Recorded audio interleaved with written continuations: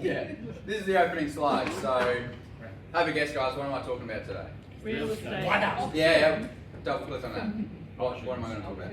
Auctions, right? Now, I've been doing a few of these, so I know you guys probably... Are you getting sick of me talking about auctions? Or? No. Yeah, okay. Well, I promise it's going to be interesting. So, now I'm very upset that Chris Pry's not here, so I'll send this video to him because this guy I was introduced to by Chris. Now, I haven't met him. This guy's famous, so he wouldn't meet with me, but does anyone know who this person is? No. You've seen his face? Rory Sutherland. So Chris gave me a book before Christmas called Alchemy, which is just on marketing, but it's about human rationality and irrationality. But there was like one little snippet in it that talked about something called Veblen goods. Anyone heard of that before? Veblen goods? Nope. No. Alright, so Chris's presentation was all about AI, so I thought I'd integrate AI into my presentation today. So you guys know I get along with AI really well. How long will it take? Here we go. So define Veblen goods. Be punchy. So Veblen goods are luxury items where the demand increases as the price rises. So it defies typical supply and demand. So an example of that is like handbags or red wine. Yep. Yeah. I get you. Thanks AI. So examples of that: designer luxury bags, high-end watches, rare wines, luxury cars, and exclusive jewelry. So why am I talking about this? Well, I asked real estate. He said luxury real estate, like penthouses in Manhattan or villas in Monaco, can be Veblen goods. So I responded asking, what about a 50-year-old unrenovated house in Ringwood? And the answer was no. It's not a Veblen good. And its value is based on the median in a competitive market. So 1 million is what AI said. So what do you guys think? I agreed with that? No. Disagreed. So we will prove AI wrong today.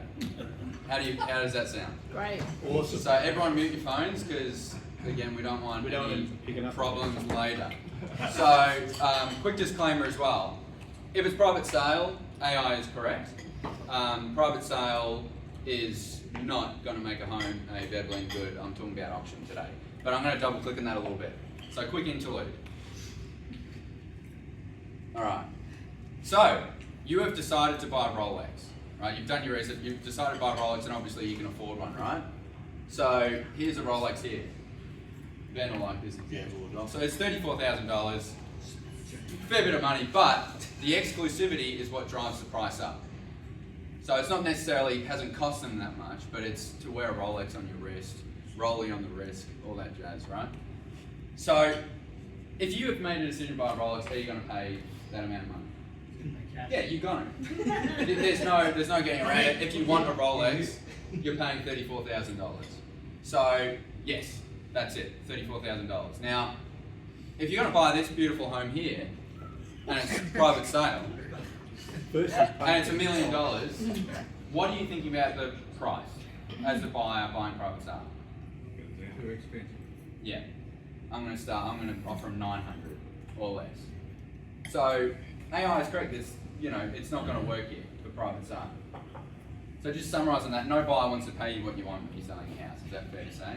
Doesn't matter how nice they are, they're just not going to do it. So how do we defy this? Well, that's where the presentation starts. So auction. If you're a buyer, it's the same house, right? Beautiful. It's got the blue tiles, all that, really nice. 3 beds. But it's an auction. What do you think about the price? All it says is auction. Could be anything. Could be anything. It's going to start low and it's going to go up until it's sold, right? So no buyer wants to pay you what you want, but they do want to beat the competition. So if you've got a bunch of people standing around there all want to buy the home and somebody's bid, what are they going to do? If they want it, they're going to bid again because the demand is right in front of them. So the main difference here, and this is the mindset with people, how do you want your barbecue chatter to go? So if you want them to say about your home, I got a bargain, the owner wanted 1 million, I got it for 950. Because that's what they're going to be saying. They're not going to say, oh yeah, they wanted 1 million, so I paid 1 million at 50 or 1.1. They're not going to talk about that at a barbecue. But if they win an auction that day, they're going to be absolutely pumped. Like, we beat 4 other bidders, very popular, lots of demand, we got it, we beat 4 others, when we sell it in 10 years time, we're going to have the same result. So competition drives price. That's how this works. If there's no competition, obviously, then price is going to be determined that way. If there's lots of competition, sky's the limit. So this is an absolute dog's breakfast. So I don't expect you to sort of quickly scan that. This is a bidding record for this auction. There was a 3-bed unrenovated in Greenwood. So the first bid was $900,000. So it starts low and it goes up. So AR was saying $1 million. $950,000 was the vendor's reserve price, so that was where they wanted to sell for. So once it got past $950, it's on the market, which happened in 1109 to 1109. So it happened in less than a minute. And then $1 million is where AI is saying it's worth, based on competition. $1,050,000, it's $100,000 over the reserve now. And then $1,085,000 is what it's sold for. So, again, we'll ask AI, but does that make this a Veblen good, do you think? No? Well, let's ask AI. Because you are partly right. So, is it a Veblen good? I asked AI. Terminator. And the my message limit was reached. So we'll never know what AI is. But I believe it is. But the actual true answer is it's technically not, because it was driven by demand. But let's get in a mindset. Let's make our houses the Veblen goods. Let's create demand.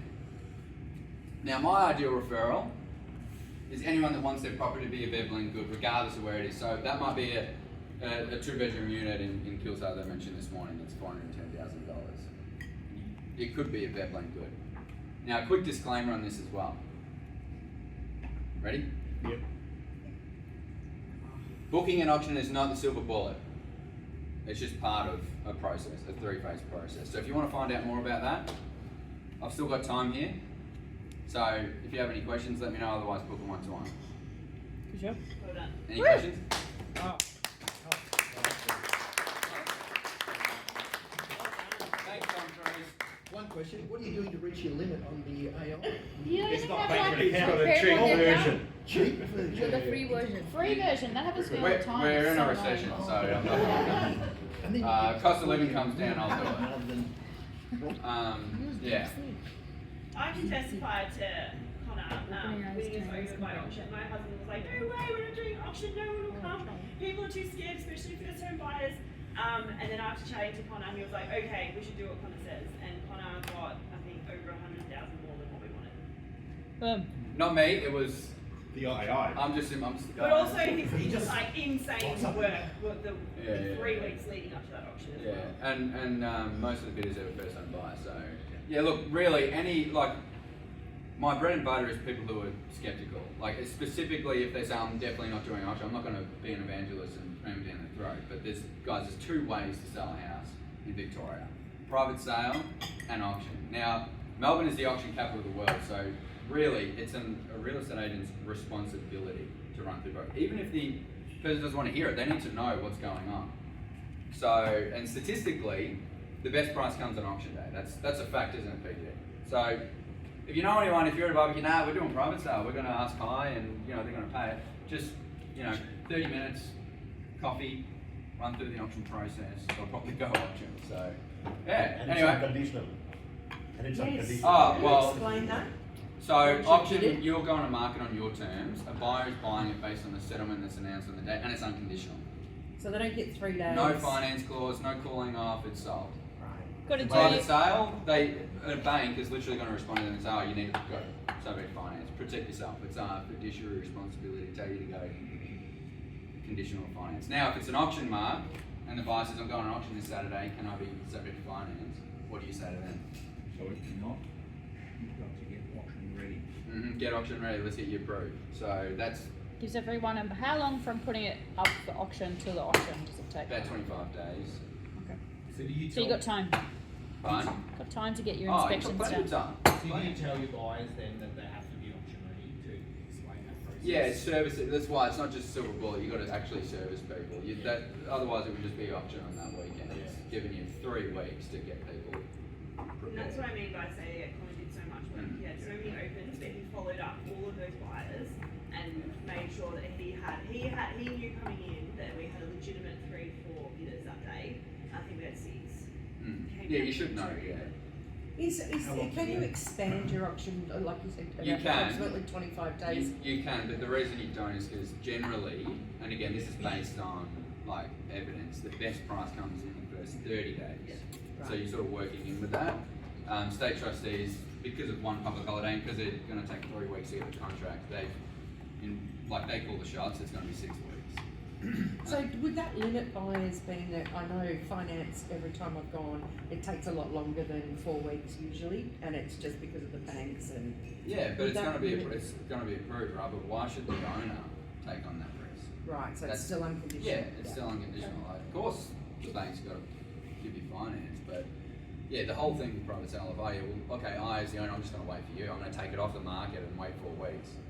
What Yeah. happens if the buyer goes belly up for some reason? Then what? And they bought at auction. Yeah. Then They have to they forfeit their deposit. yeah, Oh, it can. yeah, it has to be resold. So, which I haven't seen that yet. I've seen it to friends. Yeah. He bought at auction and then didn't get finance, so bye 100k. Yeah. Oh, dang. No way. So do you pay the deposit on the day of auction? Yep. 10% deposit, yeah, Right, on yeah, signing of the contract, so we have auction paid, so, again, that's something you check before the auction, but, again, a buyer needs to do, like, they don't buy at an auction unless you've got your finance Yeah, through. Gotta be ready. Like, and the agent should be checking that, have you got your finance ready to go, you know, can you pay 10% deposit on the day, that's all part of the marketing process, so, Does the agent get commission in that case? The 100? they do get paid, yeah. Good job, Connor. But yeah, again, private sale, right? Just with that example, property. Oh, they lost $100,000. The vendor they've marketed for 4 weeks. They take it off for 4 weeks, 8 weeks, and it falls over and it's back on the market. And buyers start coming through. What's it going to sell for? 10% less, maybe. Maybe. So the owner would lose that money instead, potentially, right? So yeah. Anyway, thanks guys, and Well thanks done. for filming. Great job.